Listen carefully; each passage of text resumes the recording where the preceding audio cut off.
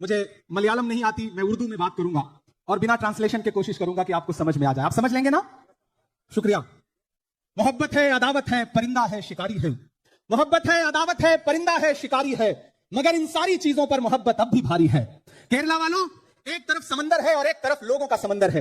हजारों हजार लोग यहां पर इकट्ठा हैं। मुझे पता है कि लैंग्वेज का बैरियर है, लेकिन मैं यह भी जानता हूं कि मोहब्बत की कोई लैंग्वेज नहीं होती है। मोहब्बत सबको समझ में आती है। यहां सादिक अली थंगल साहब, कुंजाली कुट्टी साहब बैठे हैं। ये पूरा रीजन जो है वो आपकी तहजीब के लिए जाना पहचाना जाता है। मैं केरला में खड़ा हूं और यहां के चीफ मिनिस्टर के बोर्ड चारों तरफ दिखाई पड़ रहे हैं। ऐसा लग रहा है जैसे नरेंद्र मोदी और चीफ मिनिस्टर साहब ने एक ही पीआर टीम हायर की हो। चीफ मिनिस्टर साहब के पास हजारों हजार सैकड़ों सैकड़ों करोड़ रुपए पीआर के लिए हैं, लेकिन आशा वर्कर के लिए पैसा नहीं है। जिस तरह से नरेंद्र मोदी ने ट्रंप के सामने झुका दिया है खुद को, उसी तरह से पिनरई विजयन जी ने नरेंद्र मोदी के सामने खुद को झुका दिया है। यह अलायंस क्लियर है, यह अलायंस सबको समझ में आ रहा है। इसलिए अब केरला बदलाव के लिए तैयार है और उसकी शुरुआत कैलिकट बीच से होगी, कोझिकोड से होगी, इस रीजन से होगी। आप तैयार है ना? तैयार है ना? तैयार है ना?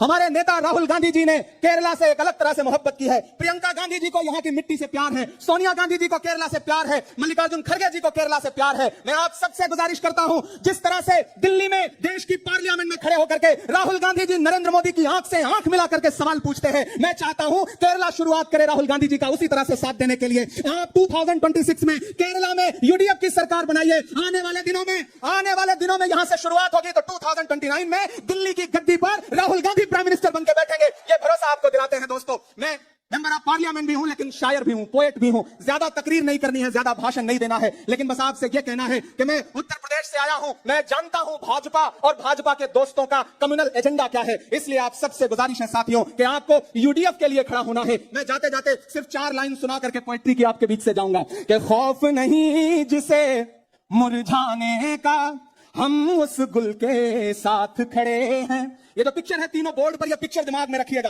और आपकी तालियों का शोर दिल्ली तक जाना चाहिए। सिर्फ पिनरई विजयन ही लाइव नहीं देख रहे हैं, नरेंद्र मोदी भी ये प्रोग्राम लाइव देख रहे होंगे, क्योंकि मुझे पता है दोनों का अलायंस है।